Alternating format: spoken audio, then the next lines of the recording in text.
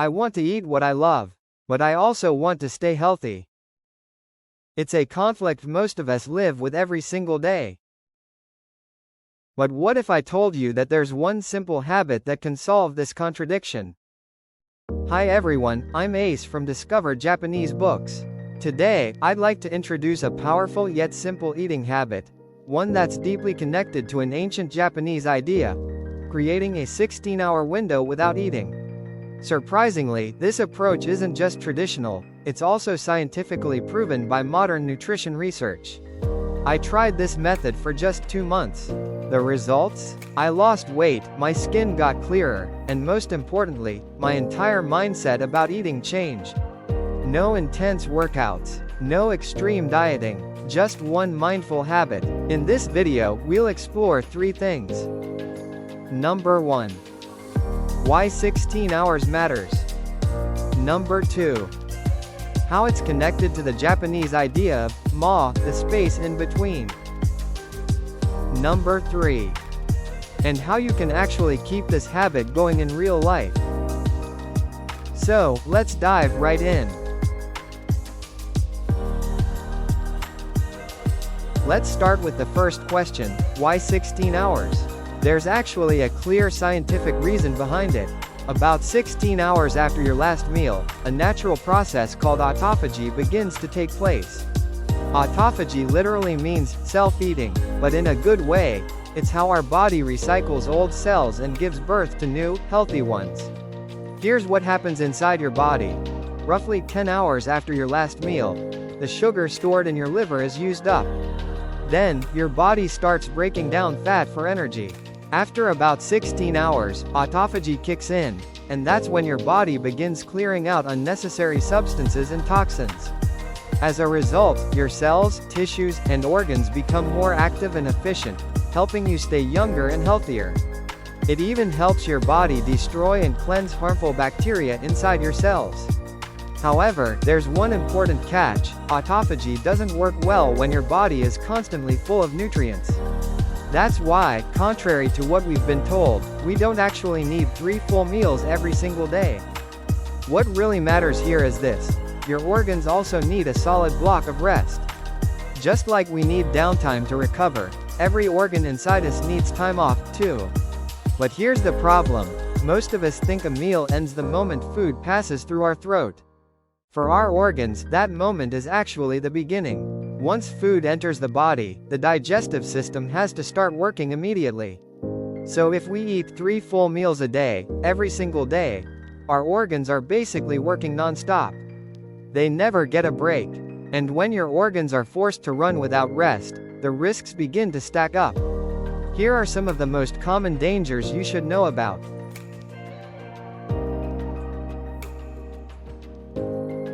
In other words, when your organs are forced to work around the clock, the damage quietly builds up.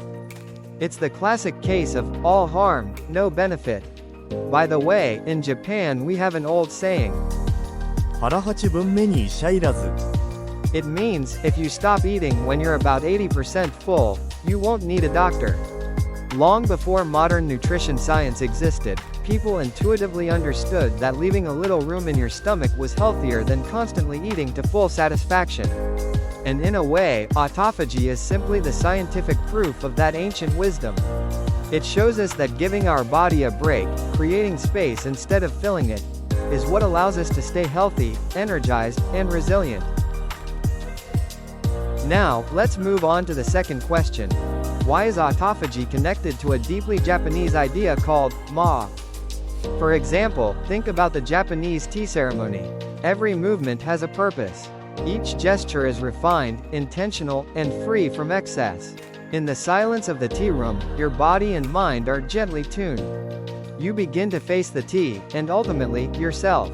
The tea ceremony is an art of appreciating the ma, the beauty of empty space, the richness of stillness. Japanese gardens also express this idea of ma, the beauty of empty space. Unlike many European gardens, which often celebrate symmetry and grand design, Japanese gardens embrace what might look like not enough. But that subtle sense of incompleteness is exactly what makes them feel so calming. Take Karazansui, the dry rock gardens. They intentionally remove artificial decoration and instead highlight the raw simplicity of stones, moss, and raked gravel. It's a form of beauty that doesn't try to impress you with luxury. Instead, it invites you to slow down, breathe, and notice each element one by one. In Japanese aesthetics, grandness may be impressive, but luxury isn't what makes something beautiful. What truly matters is the quiet space around things, the room that allows your senses to rest and expand. This sensitivity to openness, to stillness, is something the Japanese have cherished for centuries. In Japan, we have a long tradition of refining things not by adding more, but by taking things away. This idea of subtracting to improve is at the heart of our culture, and it's exactly why autophagy feels so familiar to us. For the body, that meaningful empty space, is simply the time when we don't eat. It's in that pause, that gentle emptiness, that the body begins to return to its original, natural state. When you look at it this way, autophagy isn't just a scientific process. It might actually be one of the most Japanese approaches to eating.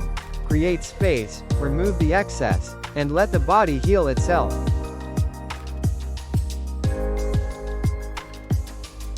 So finally, how do you actually keep autophagy going in your daily life?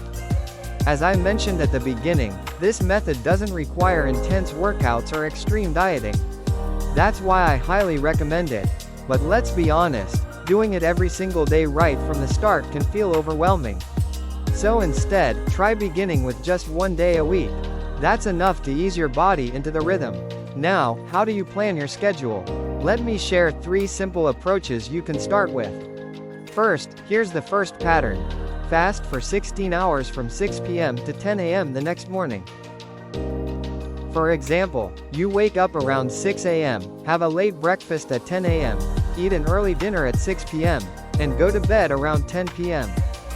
This schedule works especially well for people who can manage their own time, like freelancers or anyone who has control over their daily routine. Here's another possible pattern. You wake up around 6 a.m., have a proper breakfast, and then eat a late dinner around 10 p.m. After that, you go to bed at about 11. In this schedule, you simply skip lunch, and that alone creates your 16-hour fasting window. Surprisingly, this pattern comes with some real advantages. You save money by not eating out at lunchtime, and without a midday meal, you're far less likely to feel sleepy in the afternoon. For people who want to stay sharp and focused, especially busy professionals, this approach can actually work really well. Here's the third schedule, the one I personally follow. I stop eating after lunch at around 1 p.m., and I don't eat again until breakfast at 6 a.m. In other words, I skip dinner entirely. What I like about this routine is simple. Whenever I start to feel hungry, I just go to bed. By the time I wake up, the hunger is gone, and I don't really feel like I've been enduring anything at all. And if the hunger does become uncomfortable, there's a trick: water, tea, black coffee, or a small handful of nuts. The key is not to fight through the hunger, it's to ride it out gently. Nuts, by the way, don't spike your blood sugar, so they're a safe option that helps you get through the afternoon without breaking the fast. And that's all it takes. Choose the fasting window that fits your lifestyle, stick with it, and your body will start to change. Try it, and see what happens. Thank you so much for watching today's video. I want to eat what I love, but I still want to stay healthy. It's a struggle almost all of us face every single day. And the truth is, there is one simple way to resolve that contradiction. Give your body a 16-hour break. By giving both your mind and body space to reset, you create a life that feels more balanced and more in harmony. Even once a week can make a difference. So start small, and see how your body responds. On this channel, I share insights from Japanese books, lessons from traditional philosophy to modern ideas, all aimed at helping you live better, the Japanese way. If you found this helpful, make sure to subscribe so you never miss the next video. See you in the next one.